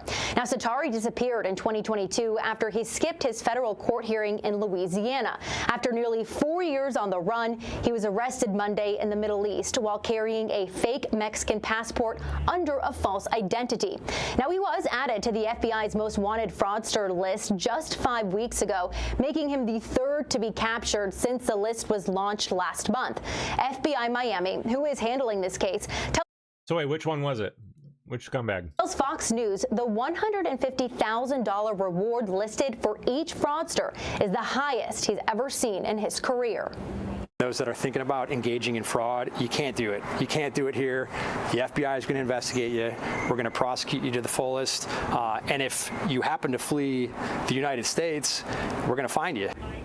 And previously, the FBI had 2 different lists. The most wanted. Oh, this guy was the guy on the left, huh? Khalid. Bye-bye, Khalid. Damn, $547 million? Yeah. And Herbert Kimball. 1.2 billion? 1.2 billion with a B? This case. Herbert? This crusty Kool-Aid drinking man on the right? Tells Fox News.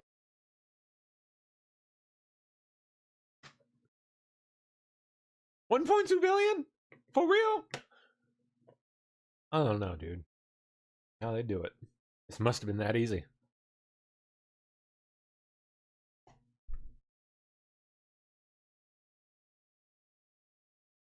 Okay. Well, where to next? Let's see. Trump's consumer finance watchdog pick. Oh, for the CFPB. Elizabeth Warren's baby pledges an open mind on plans to fire most of the agency's workforce. Bye-bye. Bye-bye.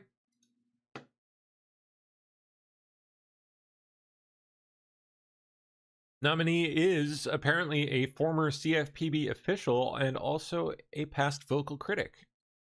Who dis? Oh, Russ Vought, the currently acting CFPB director, due to step down next week after 18 months, which I guess is the cutoff, right? During that time, he halted virtually all agency activities and sought to fire the vast majority of its staff.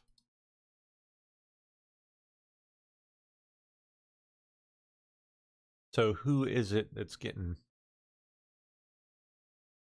picked for the actual role here? Brian Johnson? No way. Hold up. Brian Johnson? Like Brian Johnson of Cox? At Cox Communications?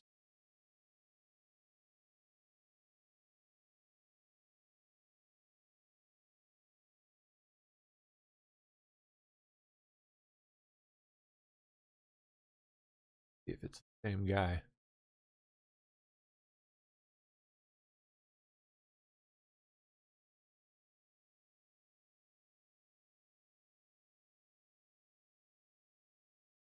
No, okay, it's gotta be a different one. Yeah. Interesting. I thought it would have been funny. Personal story. Had a run-in with the CEO of Cox Communications years ago. His name is also Brian Johnson. At least if I remember. All right, what's that about OMG? Seen anything from them for a bit? Oh yeah, I wanted to see this one though. What happened with that?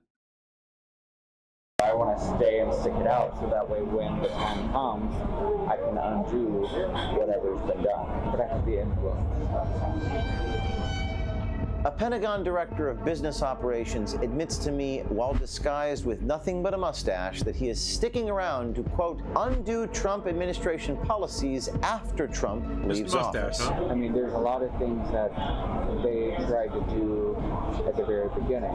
They've still not rolled out. Because you have certain folks in certain positions who can slow roll things. There's a lot of times where it challenges my morals. What are some things that you'd undo? I would not have prayer service. No prayer service. I don't think there should be one specific prayer service. I was converted to schedule policy. Hopefully that's the first thing that gets undone, because I don't like it because I'm negatively impacted by it. He seemed like a very professional guy for most of the meeting, but eventually did speak about what his true beliefs are about the war in Iran, about the president himself, calling him a narcissist. I think Trump is a textbook narcissist. Wow. And once you understand one, you understand them all. The war in Iran is driven by, quote, one man's ego. You probably can't even tell me what your position or your opinion is on that, the war in Iran. Yeah, I think it's completely stupid. It's driven based off of one man's ego. And makes the claim the Department of Government Efficiency, DOGE, was clearing out data contracts so they could be awarded to Palantir instead. Most of the contracts they terminated were data related, and then they awarded Palantir a major data contract. But they're friends with some of the senior folks that were contributors. Oh yeah. I've seen some things. At one point during the meeting, he actually said, you could be a reporter. Well, I guess he was right. In true DC nature, you don't always reveal everything that you see. I don't want to say too much. I mean, you could be a news reporter.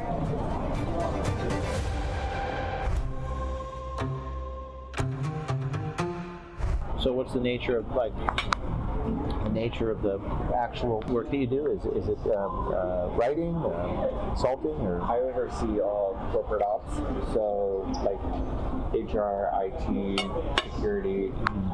So all the executive orders that come out, we read them, we figure out how we're going to implement them, how they affect the Navy. So you're managing all that? Yeah. So you have a big job. Yeah. Brandon Newsom is the Director of Business Operations at the Office of the Secretary of the Navy, located in the Pentagon. He told told me, while I was undercover, that he is responsible for implementing executive orders from President Trump with regards to the U.S. Navy. We met for dinner at a bar in Washington, D.C., and while we were on this supposed date, on the television was the U.S. versus Belgium game at the World Cup. The situation looked under control until it wasn't. Do you follow the World Cup at all? I've seen bits and pieces of different games, but not really into it. Rooting for the USA, or? I mean, yeah. Belgium. I think they're playing in Seattle right now. Do you see how Trump overturned the red card recently? I asked for a review because I didn't think it was a foul. Nah, bro, I have the Trump card. I win. So that's an example of like just the despotic, just tyrannical like thing that he does that just rubs me the wrong way. Yeah. Oh, 100%. Yeah. I am not a supporter by any stretch. Of Trump? Yeah. Right. Just to clarify. Now, before we show you what happened, it may not entirely be a bad thing that there are long-term employees in government agencies that help keep things a bit more centered, so to speak. It helps keep us from swinging too far to the extreme left or the extreme right with each election. There has always been a clash between long-term government employees and elected political appointees. As James Madison said in Federalist number 37, stability in government is essential to national character and to the advantages annexed to it, as well as to that repose and confidence in the minds of the people. The modern federal civil service created a structure in which public servants could remain across administrations. Political appointees need experienced civil service to carry out their policies. Government employment should be based upon competence rather than loyalty. If every 4 years everybody gets replaced when the pendulum swings violently back and forth, depending upon who is the president, every election could produce what James Madison warned against: a frequent change of measures arising from a frequent change of people. On the other hand, what our hidden cameras continue to capture is what some call the deep state, the administrative state, some of whom have security clearances, telling me, while I'm not even that well disguised, that they have open hostility towards those who they work for, and hinting they intend to secretly sabotage, undermine, or work against a duly elected administration. Let me be clear. This report is not meant to vilify Brandon Newsom, but we do think what he said, the public has a right to know. How long have you been in D.C.? About 16 years. 16 years? You haven't lost your soul? How did you manage that? I don't know. Stay tried and true. As a civil servant for over 15 years, Brandon Newsom is very cautious at first about what comes out of his mouth. There is an extreme irony here, with Newsom acknowledging the guy sitting across from him could be a news reporter, while simultaneous to that acknowledgement, he tells the person sitting across from him all the things he does not want shared. In true DC nature, you don't always reveal everything that you see. I see. You don't want to say too much. I mean, you could be a news reporter. I do work in the publications business, but it's not exactly news. It's graphic and design, mostly. We should note that Brandon Newsom is obviously not related to California Governor Gavin Newsom, a point he reiterates. Your last name is Newsom. Yep. Like the governor. Like Gavin. Spelled exactly the same. My Uncle Gavin. He's not really your uncle. Maybe when I lived in LA, I said he was. That must have impressed people. It actually didn't, because I used to work for the LA LGBT Center and they hated him. Why did they hate him? A lot of Californians are not happy with Gavin. He hasn't done well for the economy. Do you have to keep your views quiet? Yeah, you're actually not even supposed to discuss them in that way. You're not allowed to talk about how's that not a violation of your rights and your. There's I forget which law it is, but there's a law that says government employees are not supposed to discuss that. Oh. Discuss what? Brandon refers to is known as the Hatch Act. It's designed to keep partisan politics out of government business and discussion, so Brandon can have political opinions like the rest of you. But he can't act or speak on them while working in his official role at the Pentagon. I mean, I think most people know where my opinions are, but I just don't vocalize them. You don't vocalize them? Like, Trump is no indication of where my political views would ever align. Again, there's nothing wrong with what Brandon said, but it does set up what happens next. There's a whole science behind eliciting information out of people. We leverage online dating platforms like Hinge, Bumble. Well, let's keep going.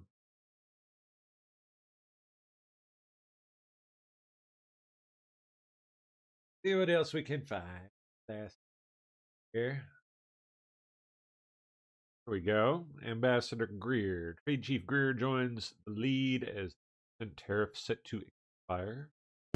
So for over 100 years, the United States has had a law on the books prohibiting the import of goods made with forced labor. This is common sense, and we've enforced this law to prohibit it.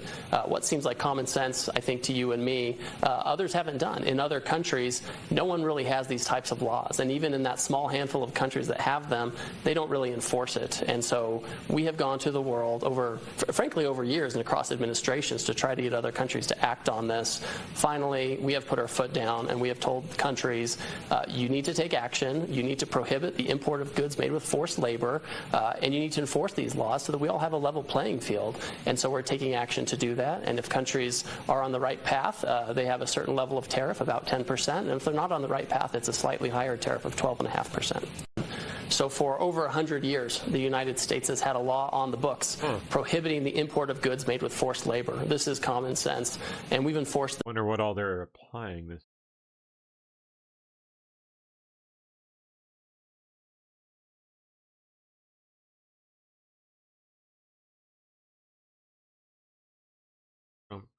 Went on the stage with the World Cup. World Series champions. I just want to say that we're delighted to host the 2025 World Series champions, the Los Angeles Dodgers. Amazing. And for the first time in the proud history of this famous franchise, you are repeat champions. I didn't know that. That's the first time, huh? Well, great ownership, great management. And so I'm thrilled to say welcome back to the White House. And maybe I'll see you again next year, I hope. But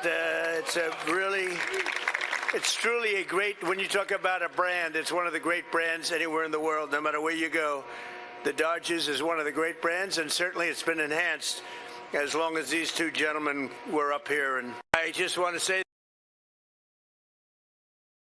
the 2025 Dodger season was one for the record books in 150 years of Major League Baseball. No player has ever earned more than one unanimous league MVP except for an international legend named Shohei Ohtani. Shohei Ohtani. That's him. He's amazing. He's amazing. Everybody loves him. Last year, Shohei did what was previously unthinkable. Nobody thought it was possible. He collected his third straight unanimous league MVP with a franchise record, 55 home runs. The 2025 Dodger season was one for the record books in 150 years of Major League Baseball. Legend Clayton Kershaw. Where's Clayton? I want to see.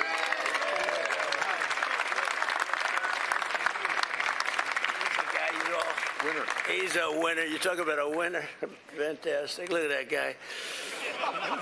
I watched him beat a lot of our teams that were supposed to do well. They didn't do too well against him.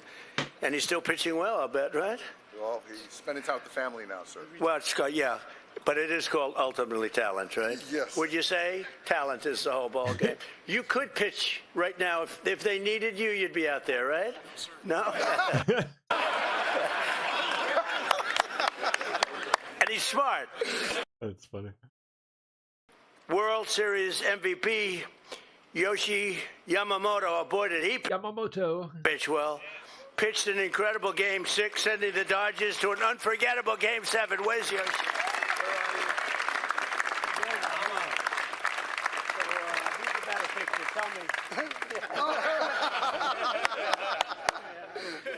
very smart. You are something. That's great. Must have been a Japanese. What do they call him? Trade. You are something. You're both something. Thank you. Wow. Oh, that looks good. We'd like to present this to you as a Oh, wow. honorary. Oh, you have to be kidding, huh? Oh, nice. Wow. Got a fat ass ring. Look at that. Do I have to report this? I don't want to report this. That's beautiful. Thank you. Report this. Thank you It's very got your much. name on it, so That's so only good. worth it to That's you. right. That's really good. That's beautiful. This is quite a ring, though. Jeez. Thank you, fellas. You know what that looks like. Thank you very much. And? You know what? I'll And put a jersey, and he got a 47 jersey. Yeah, right. Right. And a World Series jersey. Thank Hold you it very up. much. Hold it up. There you go.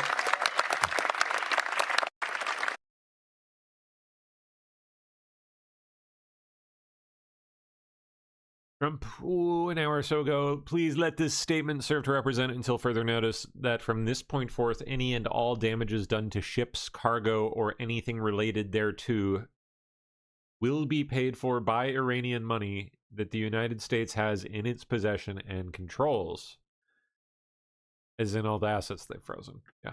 These damages may be very substantial, but nevertheless, this is the fair and equitable thing to do.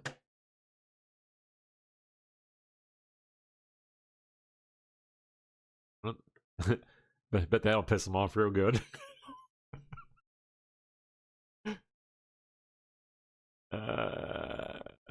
Gosh, creepy.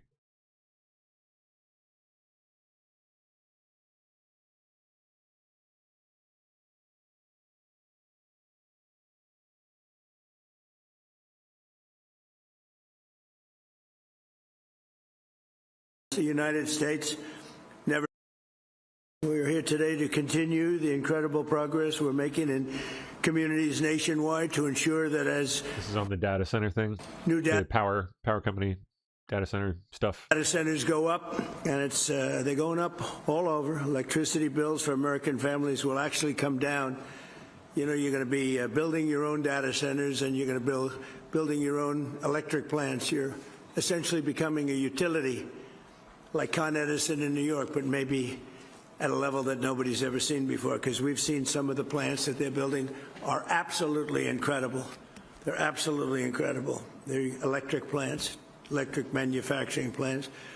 It's hard to believe, but you need double the electricity that we have right now, maybe even more than that, to really fulfill what you want to do. We're leading China by a lot, and using our old grid would not have worked. And I came up with the idea that, you know, build your own plant. This way nobody can complain.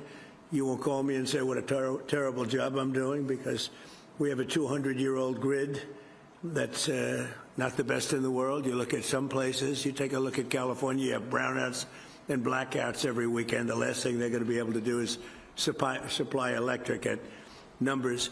Nobody's ever explained to me why it's so much electricity, why you need so much, nor did I care that much, to be honest with you. All I know is you need more than double what we produce right now. Think of it. So we produce tremendous amounts of electricity for every business, and this industry needs more than double that amount. So we're letting you build your own with the Trump administration's Ratepayer Protection Plan. The American innovators and consumers thrive to win together because we're insisting that AI data centers and big tech companies pay their own way, and that's what they're doing.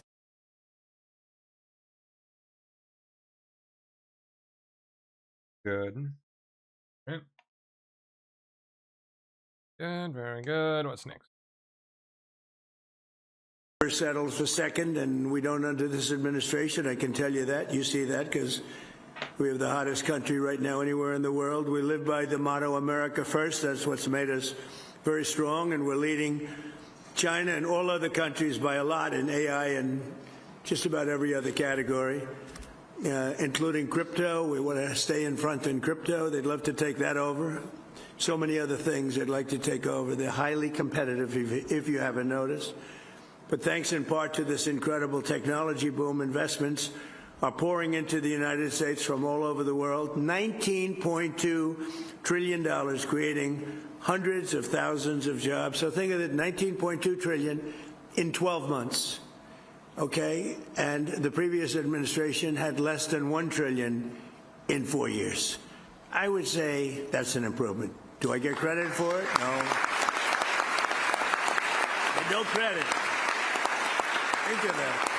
It's a 19.2 in 12 months versus less than 1 in 4 years. It's hard to believe, right? But that's the way it is. No.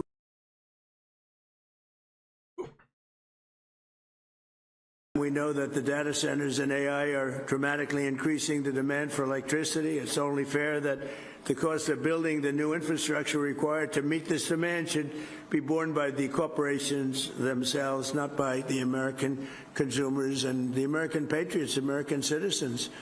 And I think everybody agrees to it. And actually, they really don't have a choice because there's no way of producing that kind of electricity, the kind you need, and they want to do it themselves. And honestly, they're coming up with some plans that are genius, just like they are.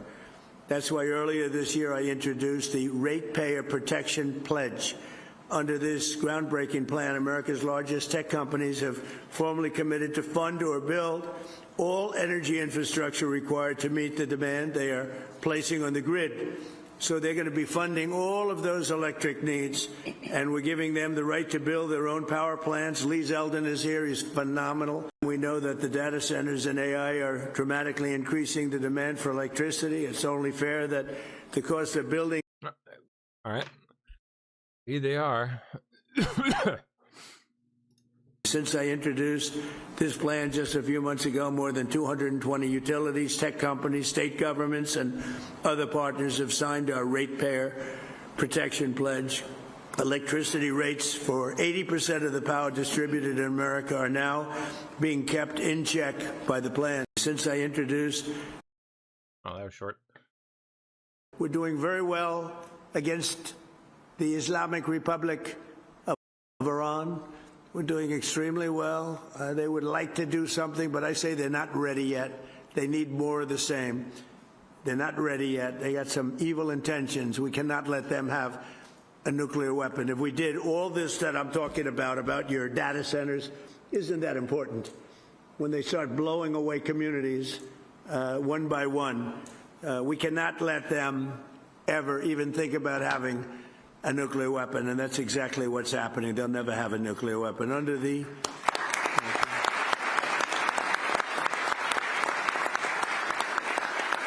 And by the way, this should have been done by other... They've been saying 47 years now for about 3 years, but this should have been done for 50 years by other American presidents or other countries. Didn't have to be us, but it seems to... If we don't do it, nobody else is.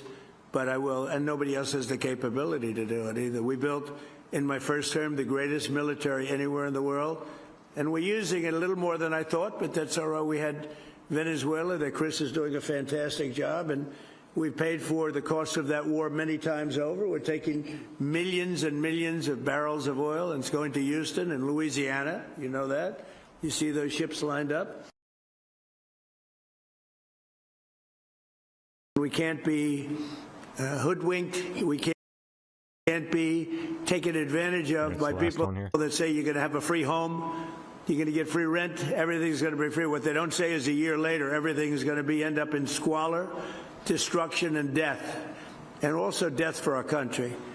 So we have to stop the threat of the communist rhetoric that you're hearing right now, because these people, they don't act. I'm very happy a poll came out. It said they're highly educated, but doing very poorly. In other words, they're losers. They went to school, they got a good education, now they don't know what they're doing, so what they do is they complain about people like yourselves that have done so well. But we can't let the communist ideology we don't want to even think about it for this country. It would be terrible. We can't be hoodwinked, we can't be... All right. I think that's it. Yep. Well, I suppose that does it for me. I think the Mac is in. How you doing, man? I'm good. How are you? Pretty good. Pretty good. Hanging in there. Yeah. Indeed.